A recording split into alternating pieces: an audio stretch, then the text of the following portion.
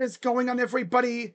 Crazy Dog back with my Browns Ravens Week 2 game recap as the Browns went out to Baltimore, Maryland today, where, of course, the Ravens were celebrating their 30th anniversary in their home opener.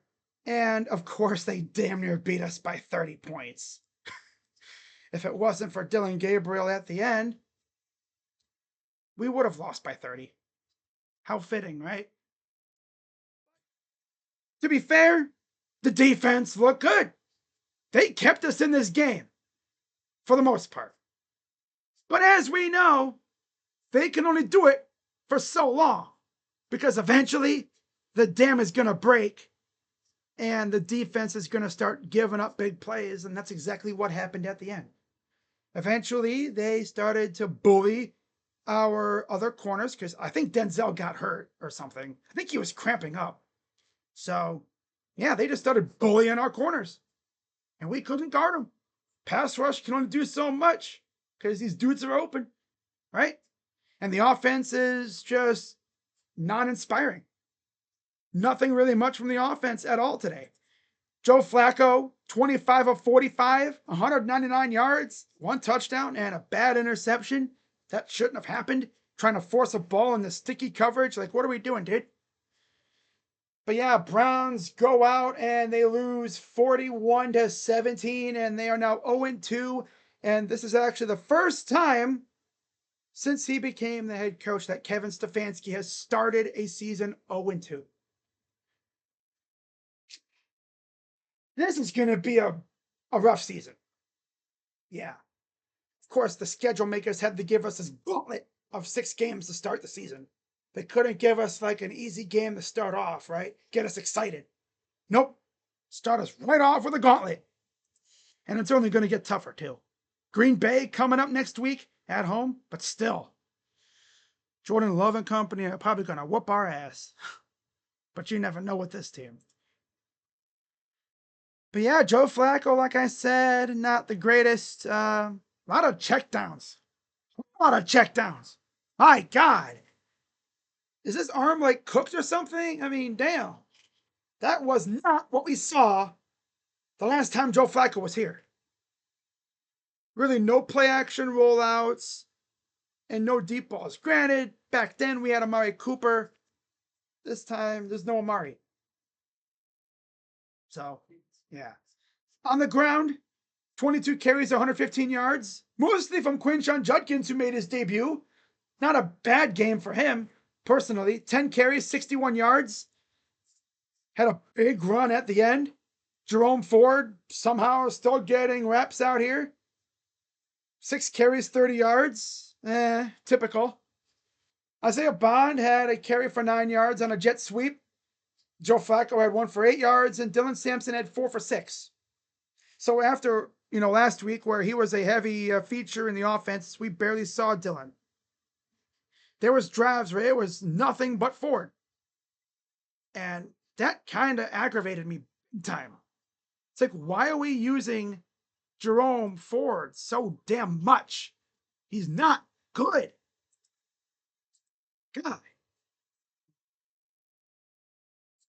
For the air, I mean, again, not really much.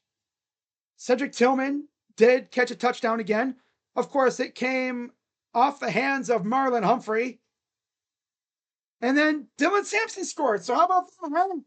Yeah, the former Vols both caught a touchdown today. How about that? Love to see that. Of course, Dylan Sampson's touchdown came at the end from Dillon Gabriel. Little Dylan to Dylan action, Love to see that. Leading receiver, Jerry Jeudy, 4 receptions, 51 yards. Okay. Harold Fannin, another decent game. 5 receptions on 5 targets, 48 yards. David Njoku, 4 receptions, 40 yards. Okay, so the offense does have a little bit of a pulse. But, I mean, again, they weren't doing anything in the beginning. And that hurt them. They were just lucky that the defense was able to keep it relatively close. Defense got 3 sacks today. 1.5 sacks from Myles Garrett. A sack from Devin Bush. And a half a sack from Cam Thomas. Okay. But I mean, the key here was, as we've seen in the past, when we actually beat the Ravens in Baltimore, how we did that was we forced turnovers. We didn't do that.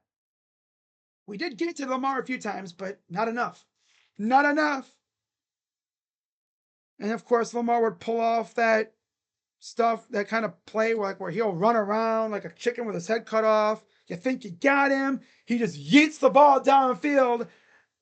And there's a freaking receiver down there that catches it every damn time.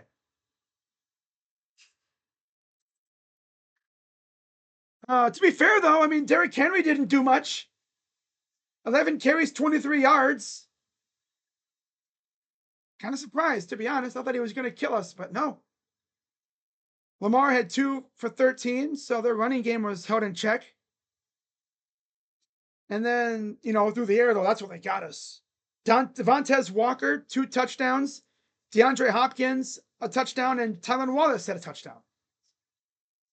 Zay Flowers and Rashad Bateman didn't really do a whole lot, but they didn't need to. Everyone else was doing it. Then they had a scoop and score from Roquan Smith and a damn near pick 6 from Nate Wiggins. Oh, man. They did have 2 sacks, too, from Tavius Robinson and Nnamdi Madubuike. But yeah, I mean, for a while there, it was actually close. We actually had a chance. And then they pulled away. So it is what it is. I'm not really tripping. I'm sure people in my stream are wondering, why aren't you flipping out? Because I kind of expected something like this. I mean, there's a reason why we really can't beat the Ravens in Baltimore. Look how many times we've beat them in Baltimore since we became a team again. We barely beat them at all. I think since 2020, we beat them once. We beat them in 2019. And before that, I mean, we barely beat these guys in Baltimore. Now, in Cleveland, it's a different story. We've been able to beat them consistently in Cleveland lately since Kevin became our coach. And it seems like the Ravens just forget how to play ball sometimes when they come to Cleveland. It's weird. But yeah, so that's pretty much going to wrap it up for that. Getting into my post-game observations. Number 1, Myles Garrett is a force of nature. Again, you can only slow him down. He's going to get to you at some point. Number 2, less Ford, more Judkins and Sampson. It's that simple. Number 3, anemic and boring offense. Not much creativity. They weren't moving the ball. And eventually that's going to take effect. And look what happened. The defense got kind of wore out. They weren't really getting pressure at the end. And then they just started bullying our corners, especially with Denzel out. And then Dylan Gabriel, first career passing touchdown. We're leaving here with something.